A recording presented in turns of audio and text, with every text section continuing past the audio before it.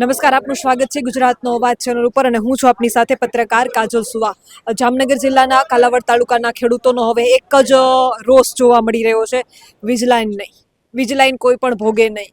અને વાત તમે વળતરની કરી રહ્યા છો તો વળતર કાલાવડમાં એ સ્થિતિ જોવા મળી કે 28-29 હજારમાં તમે ખેડૂતોને મનાવી લીધા અને કાલાવડના ભોળા ખેડૂતો એમાં માની પડી ગયા. પણ હવે તાર બાંધવા નહીં દઈએ. પોલ તો તમે ઊભા કરી લીધા. ખેડૂતોનો એક જ અવાજ છે કે તાર કોઈ સંજોગોમાં નહીં, અને જરૂર પડશે તો જામનગરની કલેક્ટર કચેરીએ 1-2 નહીં 50,000 થી લાખથી 1.5 લાખ ખેડૂતો ભેગા થઈ અને આવેદનપત્ર આપવા આવશે અને કાલાવડમાં ટૂંક સમયમાં છાવણી પણ જોવા મળશે એવું કાલાવડના ખેડૂતો કહી રહ્યા છે. વધારે સ્થિતિનો તાગ આપણે ખેડૂતો પાસેથી જ મેળવીએ.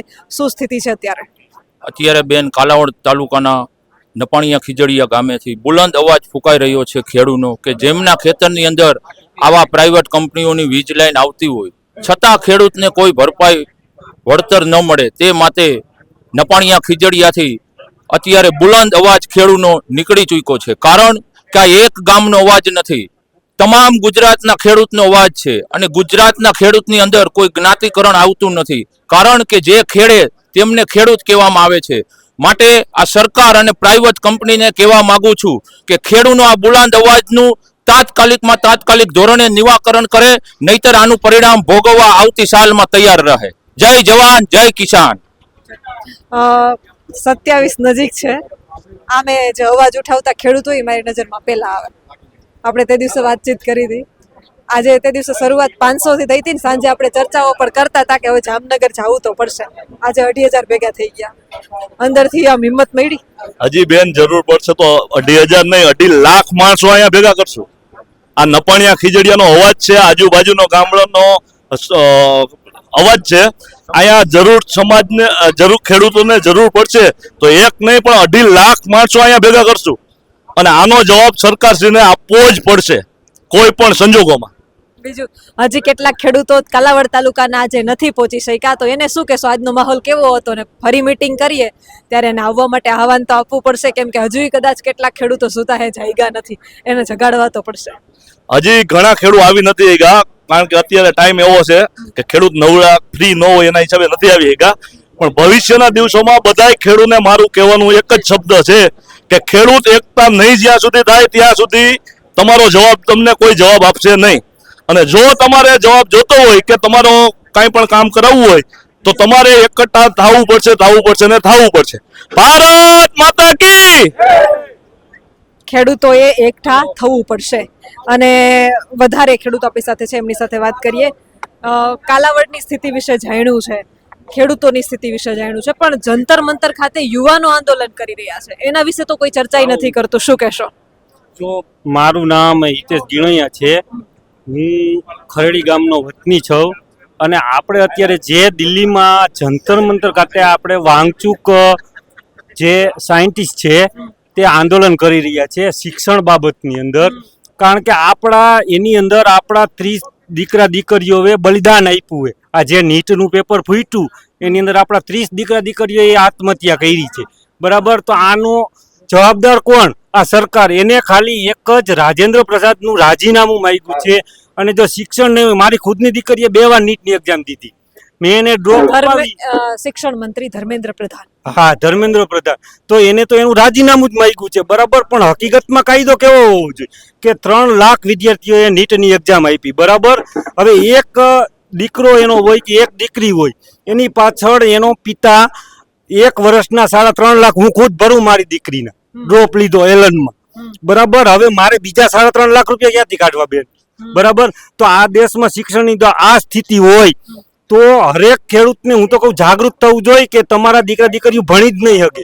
અને આનો કાયદો એવો હોવો જોઈએ કે એકવાર પેપર નીટનું કે ગમે તેમનું હોય, યુપીએસસી ક્લિયર કરવાવાળા હોય સ્ટુડન્ટ કે ગમે આપણા દીકરા દીકરીઓ છે, જો આ પેપર લીક થાય ફૂટે તો આની સજા ઓનલી ફોર શૂટ એન્ડ સાઇડનો ઓર્ડર હોવો જોઈએ. તો જ આ કાયદો હે ને એ લોકો પૈસા હાટું થઈને તો જ આ વસ્તુ નહીં કરે, નહીં તો આ ચાલુ જ રહેવાનું છે. આપણા દીકરા દીકરીઓને કઈ રીતે ભણાવી શકીએ, કયો કઈ રીતે આગળ લઈ જાય?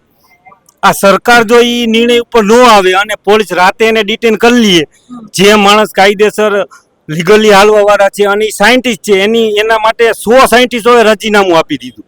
તમે જોયું ને પેપરમાં 100 સાયન્ટિસ્ટોએ રાજીનામું આપી દીધું છે. અને એ લોકો એ માંગતું કે આપણા જવાનો માટે ટેન્ટ બનાવ્યા અને એક એજ્યુકેશન સિસ્ટમને સુધારી, એને ફ્રીમાં એજ્યુકેશન આપ્યું અને આપણા એજ્યુકેશન સિસ્ટમને આગળ લઈ જવા એને અથાગ પરિશ્રમ કર્યો. તો હું તો કહું આવા માણસોને સરકારે પણ સપોર્ટ આપવો જોઈએ, કારણ કે સરકારમાંથી જ જો માણસો ફૂટી જાય. અત્યારે જે વિરોધ કરે, અવાજ ઉઠાવે એને તો દેશદ્રોહી સાબિત કરવામાં આવે છે. પણ ઈ જ છે ને આપણી સરકારની મેન ભૂલ જ ઈ છે. તો એને હકીકત છે કે જો દેશનું ભવિષ્ય સુધારવું હોય તો દેશમાં શિક્ષિત થઈ છે યુવા વર્ગ, તો તમારો દેશ આગળ જાય ને. એને 2025 ની અંદર એ વાતું કરે કે આપણે વિશ્વગુરુ બનાવવો હોય તો આવી રીતના પેપર લીક થાય, ફૂટે તો વિશ્વગુરુ દેશ કેવી રીતનો બને? એક બાજુ ખેડૂતોની વેદના એવડી, એક બાજુ શિક્ષણની વેદના એવડી, પ્રાઇવેટ સ્કૂલો કેવડી બંધ થઈ ગઈ એ તમે એને પૂછો તો શિક્ષણ મંત્રીને ખબર હે એનો આંકડો કેટલો હોય? 93,000 સ્કૂલ બંધ થઈ ગઈ. એના શિક્ષણ મંત્રીને ખબર નહીં હોય કે આપણા શિક્ષણ મંત્રી તો હમણાં ગુજરાતના શિક્ષણ મંત્રી તો સ્કૂલોમાં જાતા અને બાળકોને મળતા અને શિક્ષકોને મળતા વિડિયા જોવા મળે છે. પણ તમે એકવાર એને કઈ અહીંયા રૂબરૂ લાઈવ જોવો, 10માના વિદ્યાર્થીને મેથેમેટિક્સ નથી આવડતું, ભાગાકાર ગુણાકાર કે મેં તો જોયું છે કે શિક્ષણ મંત્રી સ્કૂલમાં જાય છે, વિડિયા બનાવે. એ તો ખાલી દેખાવ પૂરતા છે, બાકી આજની એજ્યુકેશનને 6 થી 10 સુધી વાંચતા આવડતું નથી. પ્રાઇવેટ બને ત્યાં સુધી પ્રાઇવેટ સ્કૂલો કરવાની આ સરકારની નીતિ છે. બને ત્યાં સુધી સરકારી બધી સ્કૂલો બંધ કરી અને પ્રાઇવેટીકરણ જ કરવાનું નિયમ છે અને ધ્યેય છે. આ સરકારને બિલકુલ આ નવા યુવકોને ભણાવવાની નીતિ જ નથી. જો ભણાવવાની નીતિ હોય તો સરકારી સ્કૂલો ચાલુ કરે, સરકારી સ્કૂલમાં સારું શિક્ષણ આપે. આપણે બીજું શું માગીએ સરકાર આગળ? શિક્ષણ, રોટી અને રોજગાર, સ્વાસ્થ્ય લ્યો, બીજું આપણે શું માગીએ? અને આ જે વીજળાઈન થાંભલા આવે છે એના માટે અમે તો દર મહિને ભાડું માગીએ છીએ. વળતર તો આપે પણ દર મહિને અમને એની શું આવક છે? તો એને આવક જોતી હોય તો અમારે કેમ નહીં? અમારા છોકરા હું કઈ મહાજનમાં મૂકવા રહેવાના છે? આવક એને આવક કમાવી હોય તો અમારો હક પેલા આપે, પછી અમારા ખેતરની અંદર થાંભલા નાખવા આવે. કારણ કે દર મહિને અમારે એમાં ભાડું જોઈશે. અત્યારે તો વળતર જોઈએ જ છે દર મહિને, કારણ કે 2 ભાઈઓના ભાગ વિભાગમાં જેથી અત્યારે જે રોકડું પેમેન્ટ આવી જાય એ વપરાઈ જાય. જો દર મહિને ભાડું આવતું છે, 2 ભાઈઓના વિભાજનમાં વળતર મળતી છે, ભાડું આવતું છે, તો વિભાજનમાં સરળ રહેશે અને સારું રહેશે. એટલે હું તો એમ કહું છું કે દર મહિને એનું ભાડું આપે. ખેડૂતોની માંગ છે કે દર મહિને ખેડૂતોને ભાડું આપવામાં આવે. હું તો ખેડૂતોને ત્યાં સુધી કહી રહી છું, જો કદાચ મારો મંતવ્ય કોઈ પૂછે તો મારું માનવું એવું છે કે આવડી મોટી વીજ લાઈન નીકળે છે તો એના ક્યાંક પાવર સ્ટેશને બનશે તો ખરા ને. એમને એમ તો કઈ વીજ લાઈન પસાર નહીં થઈ જાય. માર્કેટિંગ યાર્ડોમાં જોયું કે તમને ખબર છે માર્કેટિંગ યાર્ડોના કર્મચારીઓના પગાર કેટલા હોય છે, આની ભરતી કેમ થાય છે તમને ખબર છે? શું એના પેપર લેવાય છે કે ઇન્ટરવ્યુ બેઝ હોય છે? ખેડૂતોને ખબર છે. અને ખેડૂતોની જ સંસ્થા છે, જાહેર હિતની સંસ્થા છે, તો પછી માર્કેટિંગ યાર્ડના આટલા મોટા અધિકારીઓનો આવડો લાખ 1.5 લાખ પગાર હોય છે, તો એ માર્કેટિંગ યાર્ડોમાં ભરતી થાય છે, ભરતી કરે છે કોણ અને નોકરી મળે છે કોને? આ વિચારવા જેવું છે. બીજી વાત મેં હમણાં જે કરી કે પાવર સ્ટેશન તો ક્યાંક ઊભા થશે, તો ખેડૂતોએ એ પણ વિચારવું જોઈએ કે પાવર સ્ટેશનમાં જો વીજ લાઈન આપણા ખેતરોમાંથી પસાર થઈને જતી હોય તો આપણા દીકરા દીકરીઓને પાવર સ્ટેશનમાં નોકરીએ મળવી જોઈએ. જેના ખેતરમાંથી પોલ નીકળે છે એના દીકરા દીકરીઓને પાવર સ્ટેશનમાં નોકરી હોવી જોઈએ. આ ખેડૂતોએ તમામ મુદ્દાઓ વિચારવા જેવા છે, સમજવા જેવા છે. એને ચાલુ વરસાદે મારા ખેતરમાં મારા સાંભળે કામ ચાલુ કર્યું, બરોબર. મને કે વળતર તમને પૂરું મળી જાય, મારો પાક પૂરો થઈ ગયો તો પાક્યું હતું એ બરોબર, એને નુકસાન કરી નાખ્યું બધું. એટલા આપશી ને એટલા આપશી, છેલ્લે પછી હાવ ટૂંકમાં આપીને નીકળી ગયા.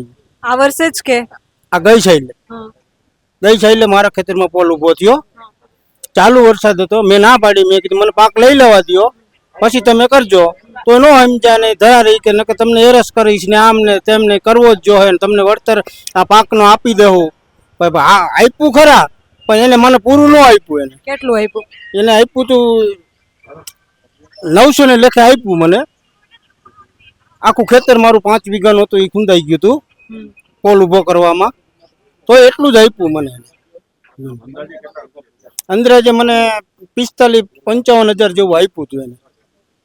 બસ એટલું જ આપ્યું છે. આના વિશે તમારું શું કેવું છે? તમારા મંતવ્ય કમેન્ટ કરીને જરૂરથી જણાવજો. કેમેરામેન રાજ પરમાર સાથે હું પત્રકાર કાજલ સુવા. આપ જોઈ રહ્યા હતા ગુજરાતનો અવાજ, કાલાવડના નપાણિયા ખીજડીયાથી.